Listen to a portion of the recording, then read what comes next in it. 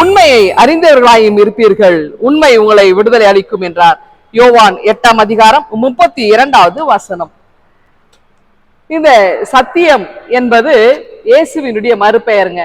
உண்மை, சத்தியத்தை அறிந்தால், இயேசுவை அறிந்தால், உண்மை அறிந்தால், அந்த சத்தியமாய் இருக்கிற இயேசு நம்மை விடுதலை செய்கிறவராக இருக்கிறார். இப்போ இந்த பகுதியில பாத்தீங்கன்னாக்கா, அதாவது இந்த கதரேர் பகுதி பாத்தீங்கன்னா இந்த பிசாசு கூட்டங்கள், பேய் பிடித்த மக்கள் அதிகமாய் வசிக்கிற ஒரு இடம். இப்ப அந்த இடத்துக்கு ஆண்டவராக இயேசு கிறிஸ்து போகிறார். இப்ப போன ஒரு ஆண்டவர் அந்த இடத்துல ஒரு பேய் பிடித்த ஒரு மனிதனை போய் பார்க்கிறார். அவங்ககிட்ட போய் நின்றுட்டு அவன்கிட்ட கேட்கிறார், உன் பேர் என்னன்னு கேட்கிறார். அப்ப அந்த மனிதன் சொல்றாரு, என் பேர் லேகியோன்றார்.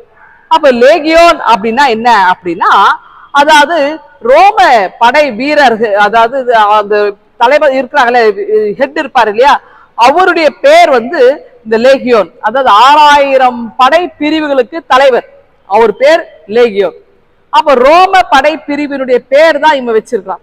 அப்போ அதுக்கப்புறம் பாத்தீங்கன்னா ஒவ்வொரு அந்த 6000 பேர் இருக்கிறாங்க இல்லையா, இந்த 2000 பேர் தனித்தனியா பிரிச்சிருப்பாங்க ஒரு ஒரு குழுவா, அததான் பெட்டாலியன் சொல்லுவாங்க. அப்போ இந்த ரோம படை பிரிவு எங்க கதரேன் பகுதி முழுவதும் ஆட்சி செய்கிறது. ரோம ஆதிக்கம் கீழாய் நாங்கள் அடிமைகளாக இருக்கிறோம் என்பதை தான் இந்த பேய் பிடித்த மனிதன் மறைமுகமாக இயேசுக்கு வெளிப்படுத்தி இருக்கலாம். அப்படியே நம்ம சிந்திக்க வாய்ப்பு இருக்கிறது. ஆனால் இங்க இயேசு பேய் பிடித்த மனிதனை அங்கே சுகப்படுத்துகின்றார். அப்ப இவனை என்ன செய்கிறார்னாக்கா, அதாவது இவன் ரொம்ப தன்னை காயப்படுத்தி கொண்டு சங்கிலிகள் கட்டப்பட்ட சூழல்ல இவன் ஆடை இல்லாமல் இவனுடைய உடலிலே ரத்தமெல்லாம் வடிந்தோடுகிற சூழலே ஒவ்வொரு நாளும் குரல் எழுப்பி கத்திக்கொண்டே இருந்திருக்கிறான். யாரும் இவனிடத்துல வர முடியாது, யாரும் இவனிடத்துல விசாரிக்க விடாமல் இவன் தனிமையாய் கல்லறையில் இருந்திருக்கிற ஒரு சூழல். ஆனால் ஆண்டவர் இவனை சந்தித்த மாத்திரத்திலே இவனிடம் இருந்த அந்த பேய் பிசாசானது அங்க இருந்த பண்டை கூட்டத்தில போய் விழுந்துச்சு. இப்போ இந்த மனிதன் இப்பொழுது சுகம் பெற்றவனாய் நலம் பெற்றவனாய் எழுந்து அமர்ந்து கொள்கிறார். இப்ப எழுந்து அமர்ந்த உடனே இவன் நாகரிகமாகிறார், உடனடியாக ஆடை போட்டு அமர்ந்துகிறார். இப்ப அங்கிருந்த மக்கள் ஓடி வராங்க. இதுவரையிலும் அந்த மனிதனை தேடி வராத மக்கள் இப்பொழுது தேடி வராங்க. அவன் நலம் பெற்றதுக்காக யாரும் மகிழ்ச்சி அடையல. என்ன சொல்றாங்க தெரியுமா, நீங்க இந்த ஊர்ல இருந்தீங்கன்னா எங்களுடைய பிசினஸ் எல்லாம் போயிடும், ஏன்னா இந்த பன்றி கூட்டங்கள்லாம் செத்து போயிருச்சு, என்னுடைய தொழில் எல்லாம் போயிருது, நீங்க இந்த ஊரை விட்டு போயிருங்க அப்படின்னு அவர் வருத்தி கேட்பாங்க. அதாவது ஒரு மனிதன் சுகம் பெற்றதற்காக, நலம் பெற்றதற்காக, வாழ்க்கையில ஒரு அந்தஸ்து பெற்றதுக்காக யாரும், ஒரு அடையாளம் பெற்றதுக்காக யாரும் மகிழல. மாறாக அவர்களுடைய பணி, அவருடைய பிசினஸ் போனதுதான் எல்லோருடைய நோக்கமா இருக்குது.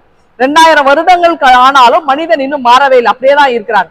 அவங்க வேலையை தான் பாக்குறாங்க. பிறருக்கான கரிசனை இல்லாத ஒரு காலகட்டத்துல தான் நம்ம இருந்திருக்கிறோம். ஆனால் இயேசு அப்படி அல்ல, ஒவ்வொரு தனி மனிதன் மீதும் அக்கறை கொள்ளுகிறவராக இருக்கிறார்.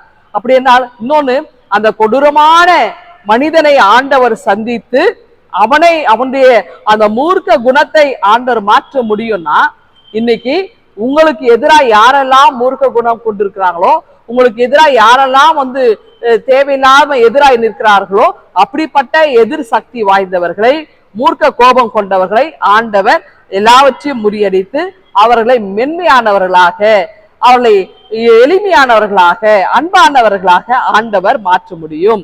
அந்த மனிதன் அப்படிதான், அவன் தன்னையே காயப்படுத்தி கத்தி கொண்டே இருந்தான், அவன் அலறி கொண்டிருந்தான், அவனிடத்து யாரும் நெருங்க முடியாது. ஆனால் ஆண்டவர் அவனை அன்பானவனாக மாற்றினார் அல்லவா?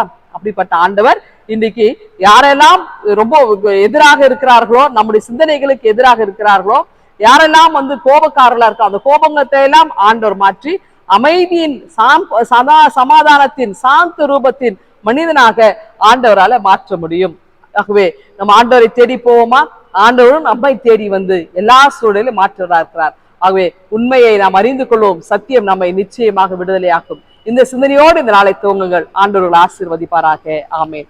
எங்கள் அன்பின் ஆண்டவரே, இந்த நாள் எங்களுக்கு ஆசீர்வாதமாய் அமைய கிருபை தாரும். மீட்பரேசுவின் ஜெபிக்கிறோம் எங்கள் அன்பின் கடவுளே. ஆமென்.